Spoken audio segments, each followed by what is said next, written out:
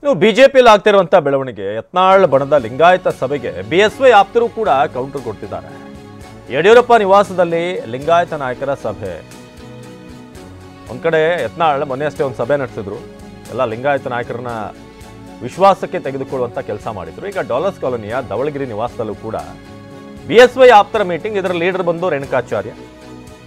ಯತ್ನಾಳ್ ನೇತೃತ್ವದ ಸಭೆಗೆ ಕೌಂಟರ್ ಆಗಿ ಮತ್ತೊಂದು ಸಭೆ. ಸೊ ಇದು ಸದ್ಯಕ್ಕೆ ಬಿಜೆಪಿಯಲ್ಲಿ ಆಗ್ತಿರುವಂಥ ಬಣ ಬಡಿದಾಟದ ಮತ್ತೊಂದು ಎಪಿಸೋಡ್ ಇವತ್ತು ನಾವು ನೋಡ್ತಾ ಇದ್ದೀವಿ. ಸೊ ಹೇಗೆ ಯತ್ನಾಳ್ ಒಂದು ಟೀಮ್, ಅವರ ಒಂದು ರೆಬೆಲ್ ಟೀಮ್ ಏನಿದೆ, ಇತ್ತೀಚೆಗೆ ಒಂದು ಮೀಟಿಂಗನ್ನು ನಡೆಸಿದ್ರು. ಸೊ ಲಿಂಗಾಯತ ಅಂತ ಬಂದರೆ ಮೆಜಾರಿಟಿ ಅಂತ ಬಂದಂಥ ಸಂದರ್ಭದಲ್ಲಿ ಅಧ್ಯಕ್ಷನಾಗಿ ನಾನು ತಯಾರಾಗಿದ್ದೀನಿ, ಜೊತೆಗೆ ಬಿಎಸ್ವೈ ಮತ್ತು ಬಿವೈ ವಿಜೇಂದ್ರ ಅವರಿಂದ ಲಿಂಗಾಯತರಿಗೆ ಅನ್ಯಾಯ ಆಗಿದೆ, ಅವರೇನು ಬೆಳೆಸಿಲ್ಲ ಲಿಂಗಾಯತರನ್ನ ಅನ್ನೋದನ್ನು ಯತ್ನಾಳ್ ಹೇಳಿದರು. ಸೊ ಇದೀಗ ಬಿಎಸ್ವೈ ಆಪ್ತರ ತಂಡ ರೇಣುಕಾಚಾರ್ಯ ಅವರ ನೇತೃತ್ವದಲ್ಲಿ ಒಂದು ಮೀಟಿಂಗನ್ನು ಕರೆದಿದ್ದೆ.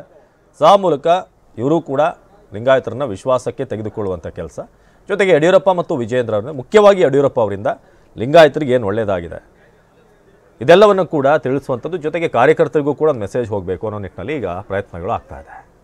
ಸೊ ಮಾಜಿ ಸಚಿವ ರೇಣುಕಾಚಾರ್ಯ ನೇತೃತ್ವದಲ್ಲಿ ಚರ್ಚೆ ನಡೀತಾ ಇದೆ.